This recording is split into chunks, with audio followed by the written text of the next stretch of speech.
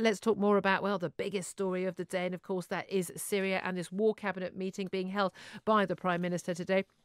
She's going to be consulting her cabinet on whether to go to war, but it would appear there's no recall of Parliament coming, and she won't be consulting her MPs across the board. Jeremy Corbyn, the Labour leader, has called for there to be a consultation of Parliament, and indeed an awful lot of you on Twitter are saying that Parliament needs to have its say. But there is, as we discovered with the former Attorney General Dominic Grieve just an hour ago, no political requirement, no legal requirement, no constitutional requirement for there to be a vote in Parliament before military action. Certainly not military action that doesn't involve boots on the ground.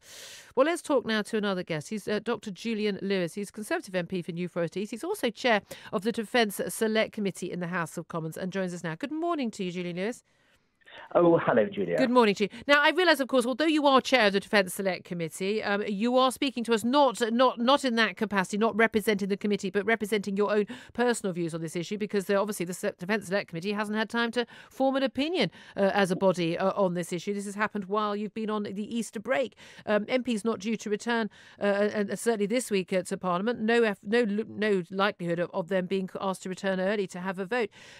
Why do you think that Theresa May should have to have a parliamentary vote before she takes part in any military action alongside the Americans and the French against President Assad?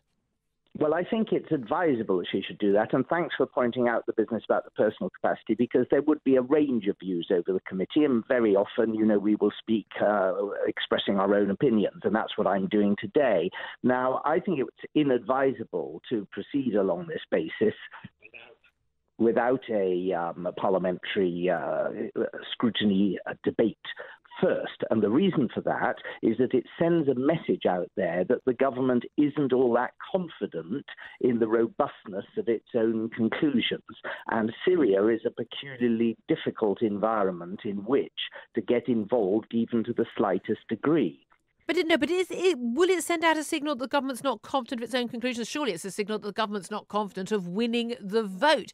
Of course, we saw Tony Blair, of course, set up this political convention in recent years, 2003, that vote ahead of and basically issued this Iraq dossier, of course, which has led to so many other problems over the years ahead of that invasion of Iraq. But then, of course, we did see in 2013 when David Cameron, leading the then coalition government, wanted to intervene in Syria. Ed Miliband, then leader of the Labour opposition, led that vote to stop that taking place. But there have been other occasions, Mali, Libya since, of course, when there hasn't been a vote in advance. Surely there is a very strong argument, if there are going to be boots on the ground, if there is actually going to be, young British men and women sent into another country on the ground, that there should be some contemplation and scrutiny by Parliament, and certainly a vote on it. But when we are talking about limited military action, I think that's all anyone's talking about sending missiles and the like. Why does another backbench MP, why should they have a say over this more than, say, those in the cabinet who have been elected to take those decisions? Well, I think the answer surely is that the people who take the decisions at the top of government are there to be able to be scrutinized and questioned and challenged by the people who are directly elected at elections for each constituency. And I fully accept that the government has the legal and constitutional right to proceed first, but they can proceed with much more authority when they know that Parliament is behind them.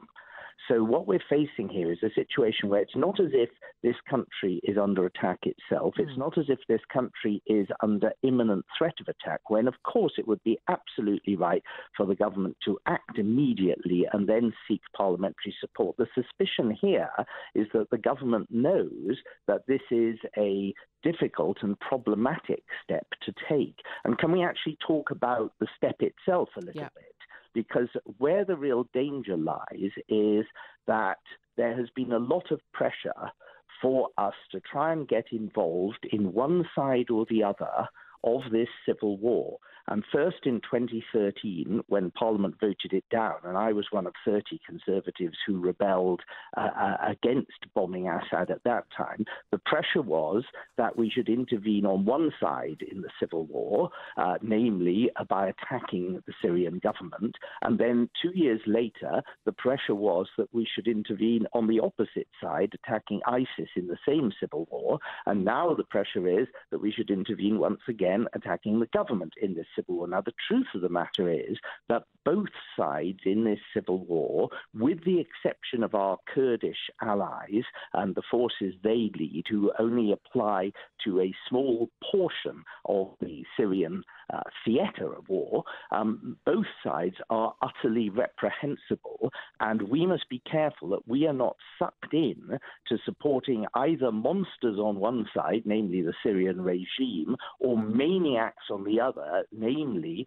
the forces of the uprising, the Syrian rebels, who are overwhelmingly led by Islamists and jihadist nutcases. So the question is, can we do some form of punishment for the use of using chemical weapons without finding the RAF getting recruited as the air arm of the jihadist rebels? I mean, and that is a major concern, as you said, a sort of a plague on both their houses, monsters versus jihadist maniacs, as you put it. And this is about what I suppose these military strikes would be about, and the fear. We spoke to Dominic Grieve earlier, the former Attorney General, about mission creep.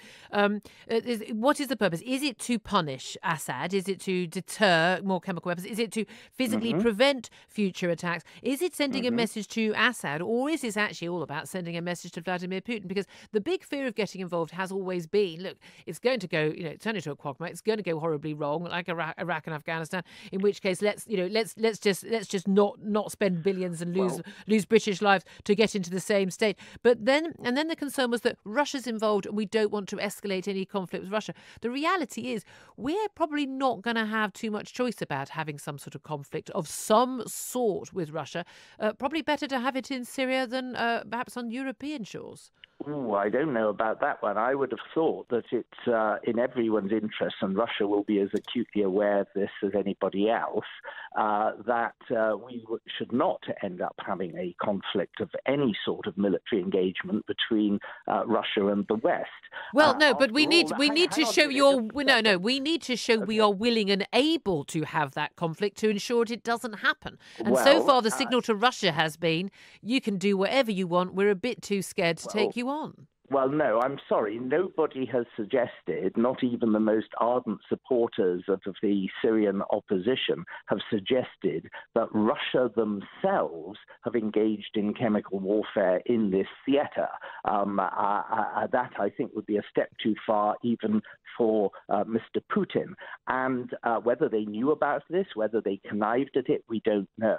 But what we've got to remember is that for half a century, we were engaged in a nuclear standoff with the then Soviet Union, and through all the crises, we managed to avoid that ever ending up in a form of direct military conflict. Indeed, one of the reasons why there were so many proxy wars during the Cold War was that both Russia and America absolutely knew where the limits were and knew that they must avoid military conflict directly between themselves at all costs. So what we've got to decide here, and there is an argument for this, is whether we can take some form of action to punish the use of chemical weapons without either engaging the Russians directly and secondly, without finding ourselves drawn in on one side of this terrible civil war where both sides are reprehensible. And let me give you an example, something you might not have thought of. You know, we've been bombing ISIS both in Iraq and in Syria. And for most of that time, for every bomb dropped in Syria that we were able to find a target worth bombing, we've dropped 8 in Iraq. And the reason for that is that in Iraq, there are forces on the ground, largely Iraqi government forces, that we are quite happy to support, because when you bomb things, the only way to exploit it militarily is then to follow up with ground forces. And in Syria, apart from the Kurdish-led forces in just part of the country, which is where most of our bombing in support of ground forces has been in Syria, there's hardly anybody else that we can support. And therefore, it is a very unwise move to get sucked into the Syrian nest of vipers, because that is what it is. Just finally and briefly, if you will, Dr. Julian Lewis, Jeremy Corbyn has stated in a speech he gave last year to Chatham House, he said that Britain has not fought a just war since 1945, including, of course, the Falklands. Kosovo, we were absolutely crucial in getting the Americans to get involved to try